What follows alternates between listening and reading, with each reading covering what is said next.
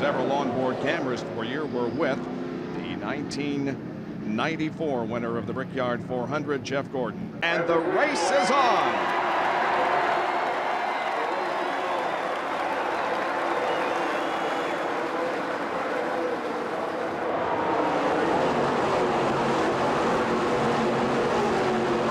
Gordon, from his third starting spot, made sure that he edged Dale Jarrett out of second position. Jeff Gordon chasing Ernie Irvan. Jeff Green to go into the sixth spot as we watch Jeff Gordon follow Ernie Irvan right down to the white line.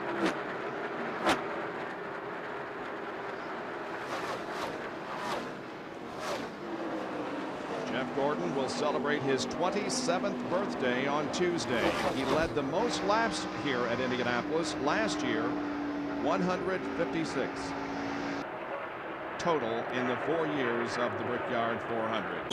He's off and away. Will he beat Gordon out of the line? No, Jeff Gordon looks as if he will take over the lead exiting pit road. Yes, indeed, the two flip-flop.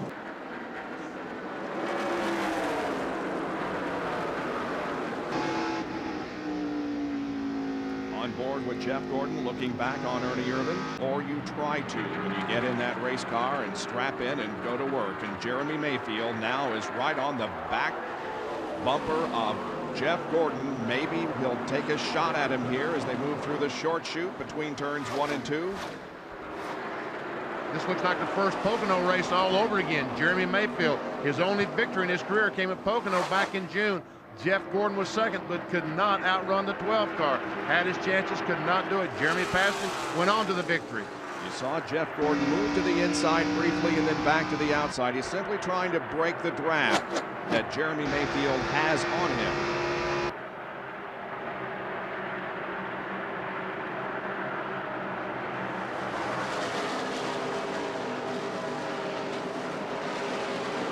Go down to, let's see again, Gordon just trying to break that draft. Let's go to the pit score report from Jerry Punch.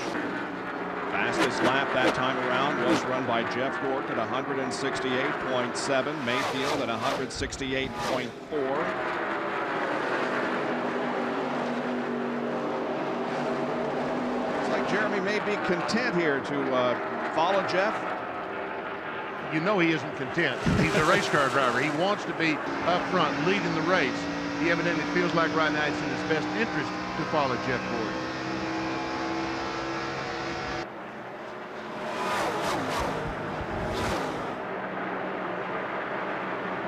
Jeff Gordon already with 2 NASCAR Winston Cup championships under his belt in '95 and '97. Was the youngest driver to ever win 2 NASCAR Winston Cup titles at the age of 26. 33rd lap has just been completed, and we go down to Jerry Punch. Guys, at the very beginning of the race when Jeff Gordon was following Ernie Irvan, he had a bad push in the car. You just heard Jack Root describe what a push is. Now, they came in and changed 2 right side tires. Ray Evernham elected not to make any adjustments on the car. He said, listen, Jeff, if you pass the leader and get up for the lead and are not following anybody, the push will go away. That is why Jeff Gordon needs to stay in front of the 12 car. No changes whatsoever on Jeff Gordon's car. 4 tires, not a single adjustment there. Gordon is off the jack. 16.5 for Gordon. Now they drag race to the end of pit road. Gordon will get in front of Dale Jarrett. But it has killed them aerodynamically. They are actually considering fashioning some repairs during the next caution using, with a pass for the lead. Let's go back up to you. Not a pass for the lead, but a pass for position, as Jeff Gordon has gone around Terry Labonte and taken over second, and Dale Jarrett has gone to third. Now there are a couple of lap cars between, or there were, those 2 cars now have gotten back a lap from Ernie Irvan as they go down the backstretch. See Irvan move over, so he's trying to block Jeff Gordon from getting back.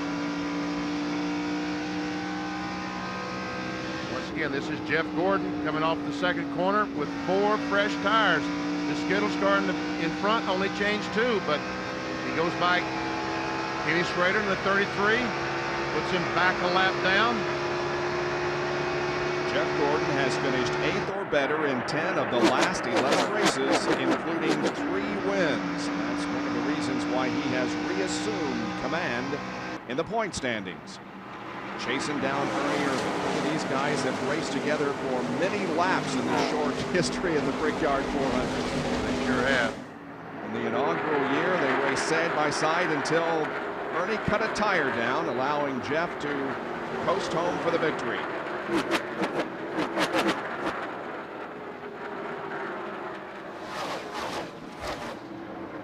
That's the battle for the lead. 36, Ernie Irvin with the lead, and he comes high. Here comes Jeff Gordon trying to take a look. Could not quite get underneath the 36 car. Dale Jarrett also had a good run, it looked like, and now perhaps, nope, Jeff is not going to be able to make a move at the end of the backstretch. That last lap was 169.4 for Jeff Gordon, the fastest among the top three. I think that move that Jeff Gordon made was a defensive move rather than an offensive move. I think he felt like that Dale Jarrett was going to get a run and get by him if he wasn't careful. Ken Schrader is a lap down. Again, Jeff Gordon tries to get himself to the inside. He's got a good run this time. Is he going to even be able to make it? No. Ernie's got good speed off the corner. He does have some power off the corner. Once again, we see that's to block Dale Jarrett. It looks like he's trying to make a move on Ernie Irvin, but instead he's trying to block Jarrett from taking over that second spot.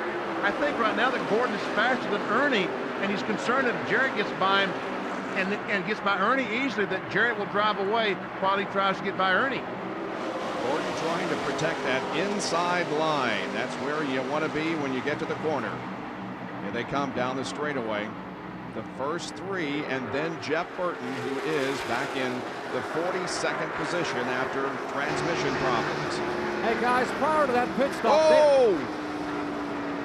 Irvin slipped. Sorry to interrupt, but he slipped big time in turn number one, and the three cars behind him went around. So Jeff Gordon now has taken the lead, and Dale Jarrett is in second position. Way to hang on.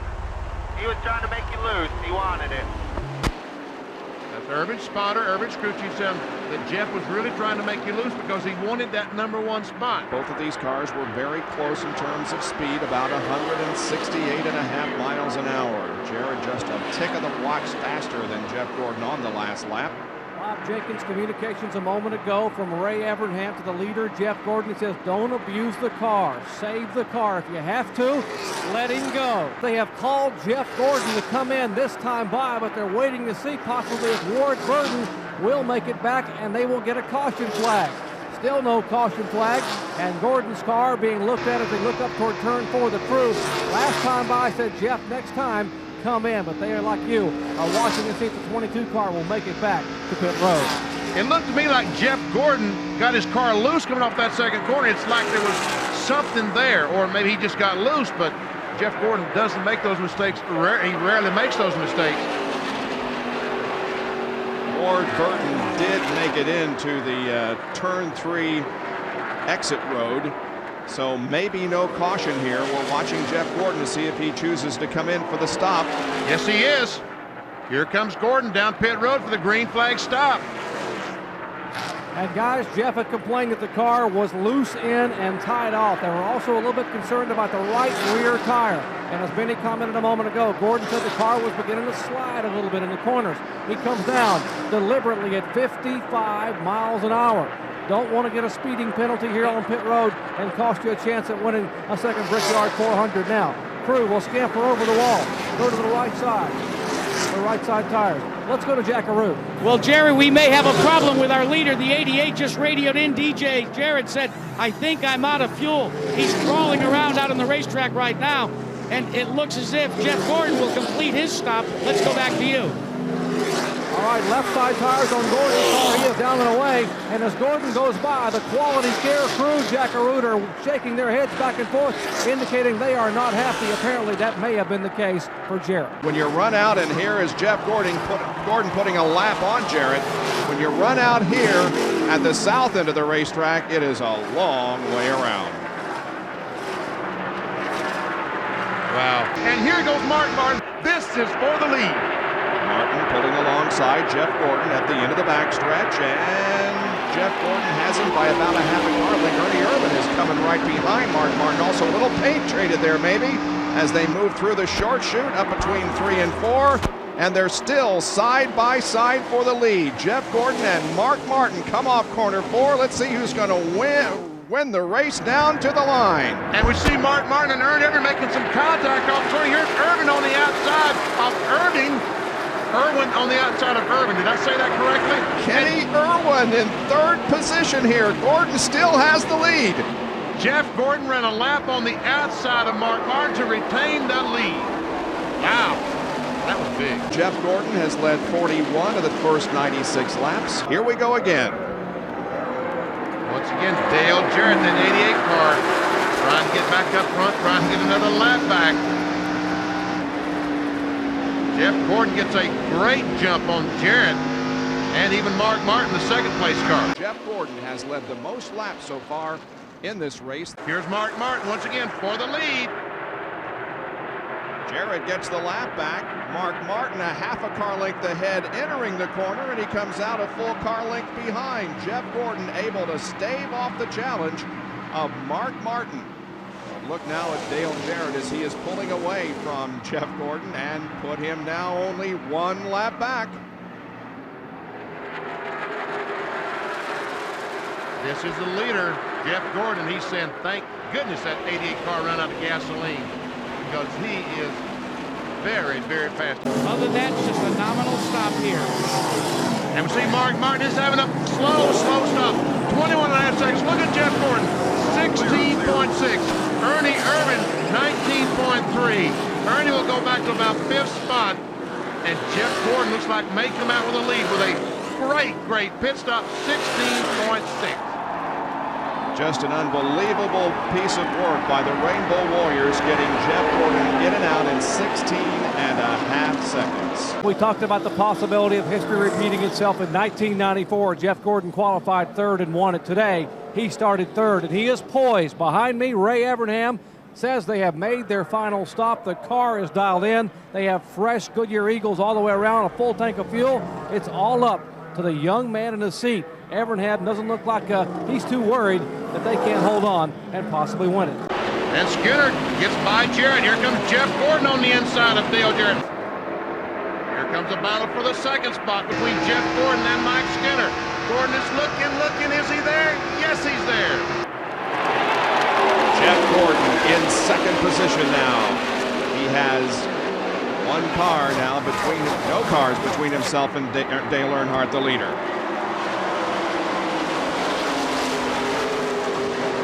Gordon begins to chase him down. Meanwhile, Jeff Gordon trying his best to catch Dale Earnhardt.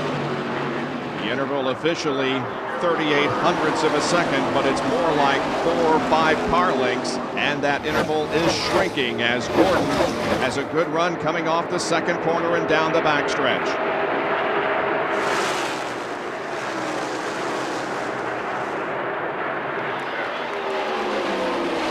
Jarrett gets on the inside of Skinner, gets by him. Meanwhile, Gordon gets closer and closer to Dale Earnhardt.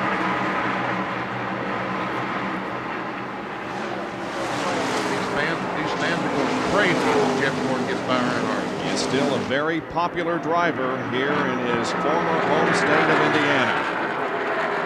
Growing up in Pittsboro, Indiana, which is about 15 or so miles west of the Indianapolis Motor Speedway.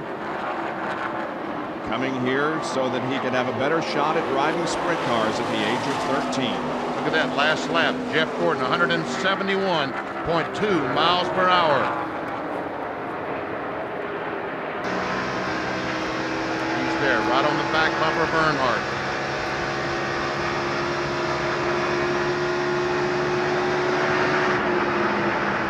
Boy, he drove in the corner. As a matter of fact, he drove it in too deep.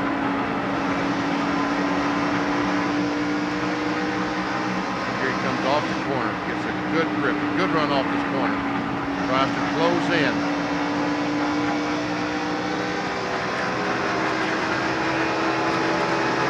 And on the inside, he's looking, but arrives at the corner too quickly.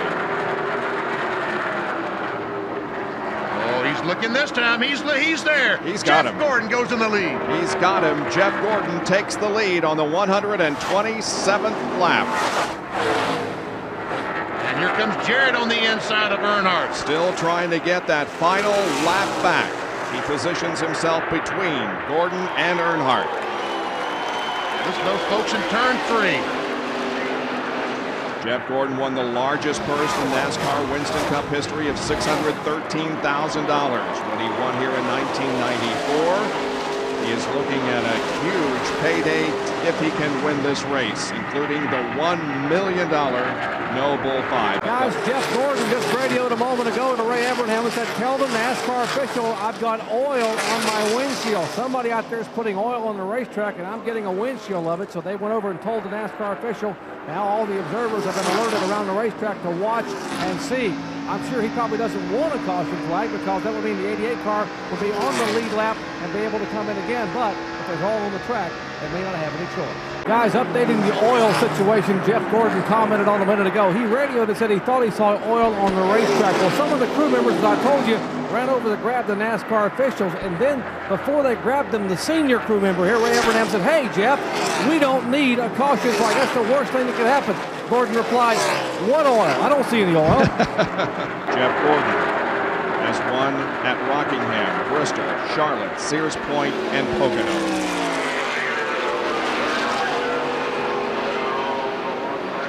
Pocono being last week.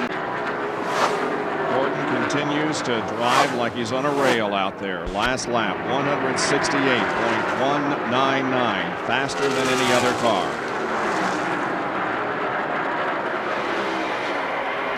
You're right, Mark Martin lost 400 to Jeff Gordon that last time. After moving here and beginning his sprint car career, he won the USAC Midget Championship in 1990, won the USAC Silver Crown title in 1991, and also the Busch Series Rookie of the Year honors that year. He was the 93 Rookie of the Year in NASCAR Winston Cup competition. Has been twice champion in 95 and 97. Well, forget about that interval now. Mark Martin is going to be right on the back bumper of Jeff Gordon when we go green again. Like Ray said, Jeff, we don't need a caution flag. Guys, a moment ago, Jeff Gordon radioed in to ask his motor man in the pits a question. He said, I need to know how hard I can turn this engine. Now, they have 2 amplifier boxes, 2 ignition boxes with different rev limiter chips in. He can switch to an alternative box with a higher rev limiter, meaning he can turn over 9,000 RPMs these final few laps if he wants to. The question is, should he, and would the engine be able to take it here with this many miles on it? The answer was, switch it if you need it. Jeff Gordon accelerates as the green flag comes out once again. It's a pretty good jump as the others behind him. Our attention focuses up front, however, as Jeff Gordon has been able to maintain about a 4-car length advantage on this first green flag lap over Mark Martin.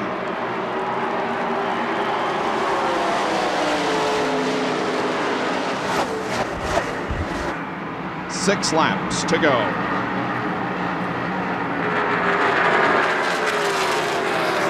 The interval officially is 43/100ths of a second, almost a half second separating first and second.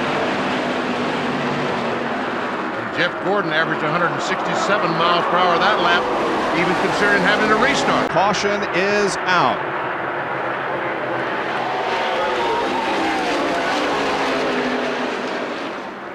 They will race back to the line and complete 155 laps.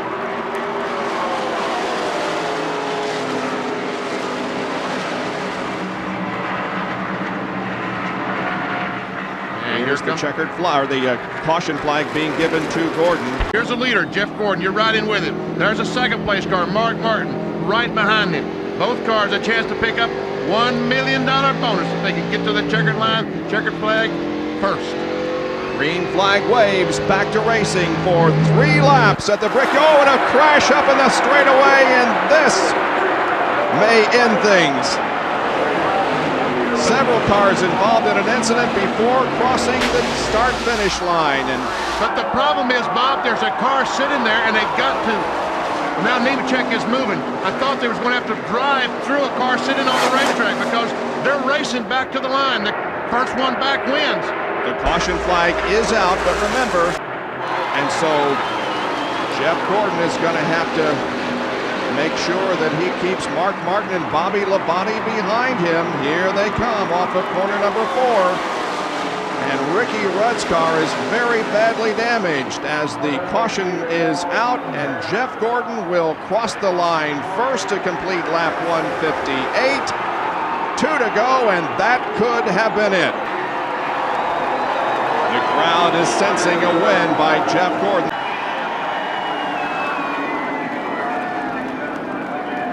In some parts of the country, Jeff Gordon is not a particularly liked driver. He is booed and jeered at several racetracks, but not here in Indiana. He has a tremendous fan following still. They love him. And it looks like he's going to become the second, going to be the driver who wins a second Brickyard 400. The white flag is out. One more lap to go. We will not go back to green, and Jeff Gordon will be the winner of the 1998 Brickyard 400.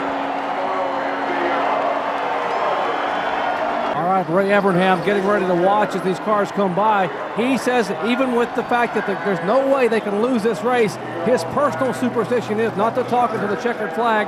So watch Ray be congratulated by Andy Petrie behind me. Let's get over here to John Hendrick for a second, who is subbing for his brother, Rick Hendrick. And John, what a day, huh? What a day. Congratulations. You didn't need that one caution flag on lap 10, but this one you didn't mind. Oh, man, this one it was okay. We didn't want any of them because we wanted to win it clean and win it straight out. What a heck of a job for the crew. Hey, Rick, brother, this one's for you. We worked hard for this one all year, buddy. This one's for you. A lot of emotion from John Hendrick. And now Ray Evernham and the Rainbow Warriors. It is pure superstition. They know they can't lose this race. They will be on the wall as Jeff Gordon will come out of turn 4, and they will come off, leap in the air, and celebrate. That's what they've done 5 times this year. Now make it 6 times in 1998. Going to be the largest person in NASCAR history that is awarded to Jeff Gordon. He will win the No Bull 5.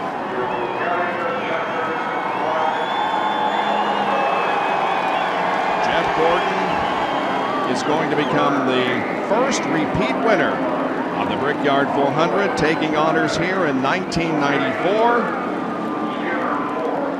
About to take the checkered flag in 1998. The pace car has them in tow, coming off corner number 4. They're coming down the straightaway right now. And just to make it absolutely official, at 65 miles an hour behind the pace car, Jeff Gordon wins the 1998 Brickyard 400. And the No Bull 5 $1 million bonus.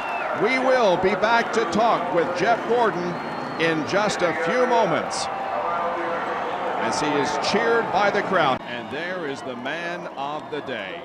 Jeff Gordon still on his cool down lap. He is about to enter a very hallowed and special part of real estate here in the Indiana area, and in fact of all of auto racing, Victory Lane at the Indianapolis Motor Speedway. Jeff Gordon, 2 double marks, 2 yellow marks rather. He led the most laps. Now the DuPont Chevy has arrived in Victory Lane.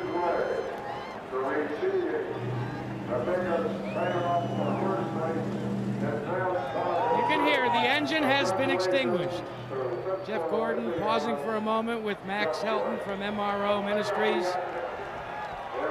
And what should be the largest payday in American motorsports, over $1.5 million, including the No Bull 5 bonus, will go to Jeff Gordon, who grew up in nearby Pittsboro, Indiana, who won the inaugural Brickyard 400, who now today, after starting as he did in that first race from 3rd spot, he did it again today, and ladies and gentlemen, he becomes the first ever 2-time winner of the Brickyard 400 at the Indianapolis Motor Speedway. You can see he just does not believe that this has occurred today. A great ride for this young man, defending Winston Cup champion. Now he gets the applause and the cheers of over 350,000 people here today. I guess when it's meant to be, it's just meant to be, and mine didn't look like this when I got the first one. Gordon. Gordon raises the trophy above his head. He's the winner here at Indianapolis. Thanks to Jackaroo, Jerry Punch, Bill Weber, and Benny Parsons. I'm Bob Jenkins. Thank you for joining us for the 5th annual Brickyard 400 from Indianapolis. Stay tuned for the International Race of Champions coming up next here on ABC Sports.